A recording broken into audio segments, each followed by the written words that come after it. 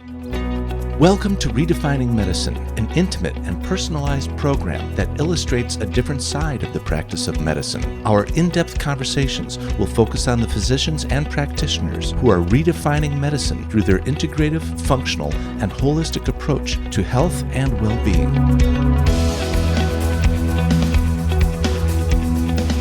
Our host for Redefining Medicine is Dr. Erica Schwartz. For more than 20 years, Dr. Erica has been at the forefront of advanced patient care, taking the best from conventional and integrative medicine and applying them to prevent disease.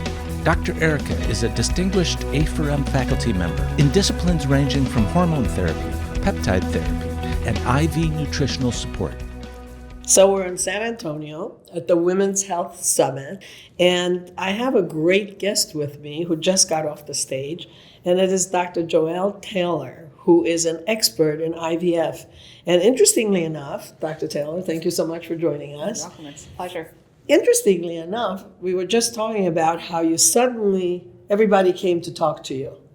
And obviously your talk was really amazing, and we'll be talking about it. But it's also that the audience is made up of women who are in the right age group. And you have a lot of messages for those women.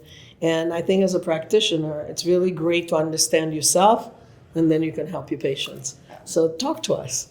Wonderful. I couldn't agree more. I think women of reproductive age are hugely interested in women's health-related issues, especially their own fertility. And I just am delighted to be able to offer information for themselves, but also that they can carry into their treatment with their patients. Sure. In my talk, I tried to really give them an overview of what's available, what the technology that's available, the treatment opportunities that both themselves and things that they can offer to their patient. But I think it's really important for women, and the message I think is so relevant to convey is just that having a workup commits you to nothing, but a woman having a fertility evaluation and understanding where she is in what her ovarian reserve is very powerful. It gives her the opportunity to make decisions about her life that can have a huge impact now, 5 years from now, 10 years from now. Treatments like egg freezing is just such a valuable resource to women under the age of 35. I encourage any woman under the age of 35 who is not yet in a position to conceive but has any thought of motherhood in the future to get a workup. See where see what her hormones look like, see what her egg reserve is, and then make the decision, would she like to do egg freezing as a potential to preserve her fertility long term? And it's empowering and it's amazing, and I think this field has just grown leaps and bounds. I agree with you. I think it's really important to look at it like you talked about the history. And they were really talking about, maybe in the 40s they knew about it and they tried it, but today there's a different world. And I don't know that enough education has gone into the ability to freeze the eggs, the fact that women now are doing more, and we hope we do more and more and more, yes. And that fertility should not be a limiting factor in what we're doing. So right now it is a limiting factor because everybody thinks, if I don't have babies by 35 or so, there'll be problems. And then what happens is that they wake up at 45, as you said, and it's too late. So I think it's a matter of educating the provider and the women to start talking about it. So I agree. I actually think it in both ways. Like some women are more focused on career, and they're actually not thinking about their fertility potential, and show up to see me well into their 40s and are surprised to learn that the biological clock is real.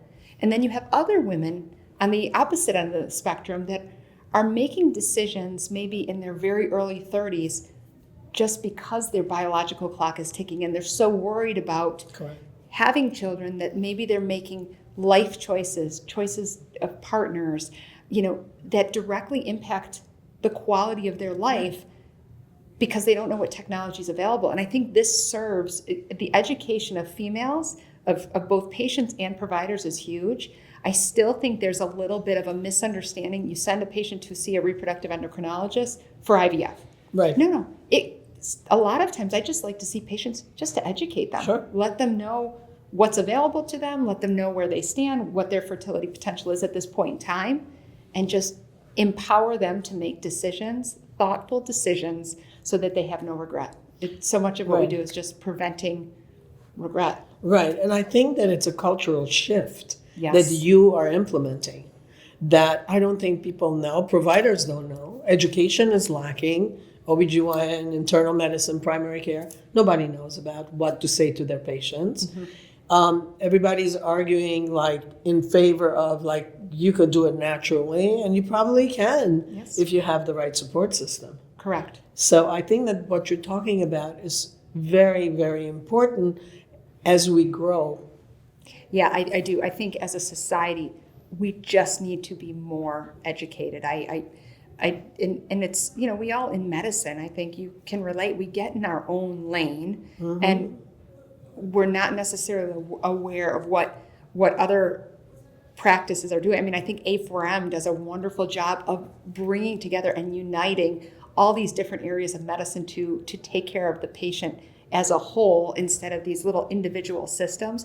And I think fertility is no exception. It needs to be well understood by all providers, not feared when a patient brings it up in conversation, and Right. just a fluid conversation. And if a provider doesn't necessarily want to, really go through the process of the workup, at least have places that they know or resources Right. and support that they can send a patient for more information. It's just about education. And I think it's It always hugely is important. about education. Right. But I think it's really important because it's so freeing for women to know that you don't have to make decisions about having a baby at times that maybe, like you said, you may be focusing on your career, or maybe you don't have the right partner.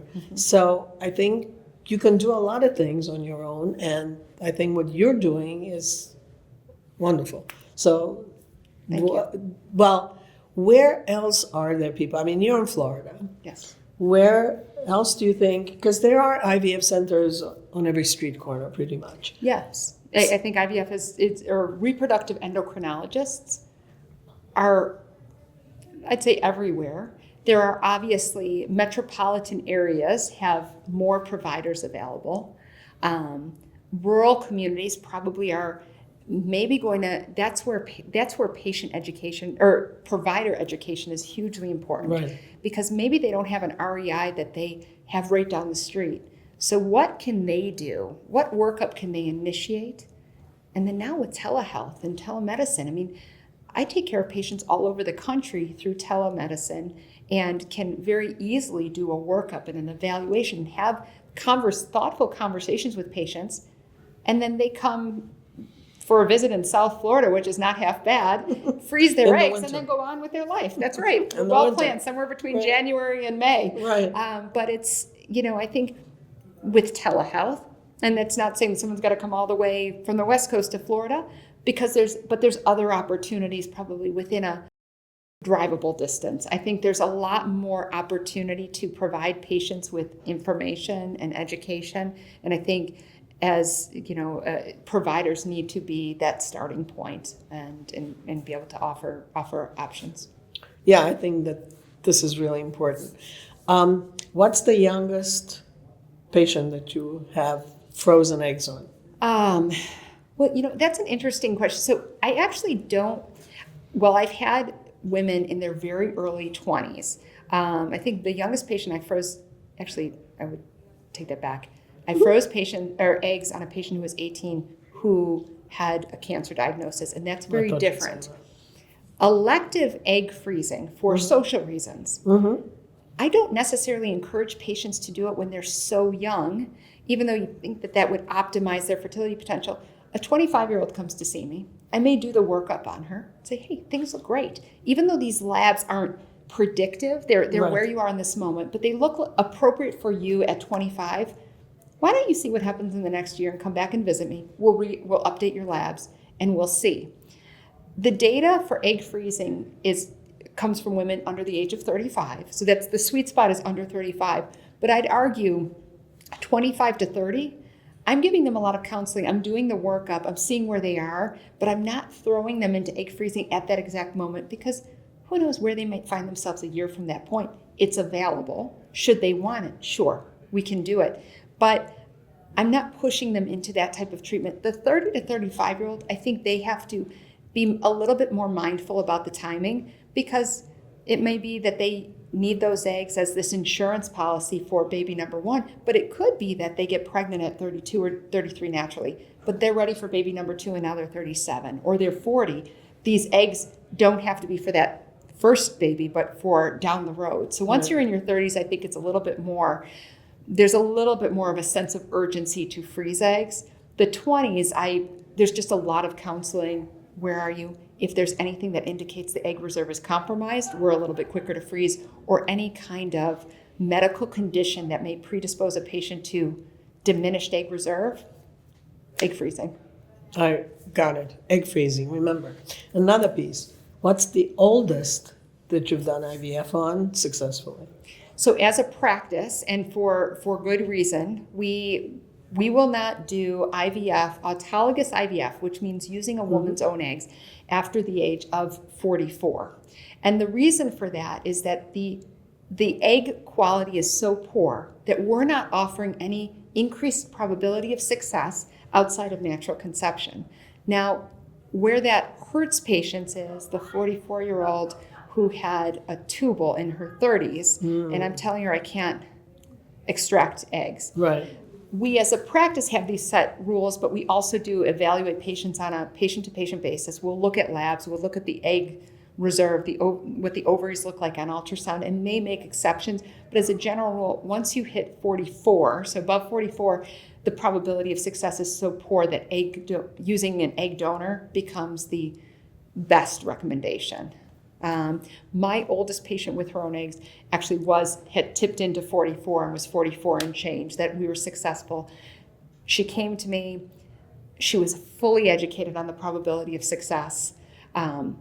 It was that one last hurrah. We said we'd try it. If she was if she wasn't responsive, knew that we would cancel her cycle, and we were successful, but it was to the bitter end. One egg was retrieved. One embryo was created. We call it the golden egg, and as a gift, she gave me a golden egg that sits on my desk with that reminder, that visual cue of, it just takes one, but that is truly the exception. I'd say the majority of patients that I treat are somewhere between 35 and 40.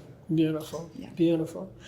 So, Dr. Taylor, not everybody's going to be able to see you, but you certainly are sharing with us information that's invaluable to women and to providers. And thank you so much for joining us. You're so welcome. That is my intention above everything else, is just to educate the community.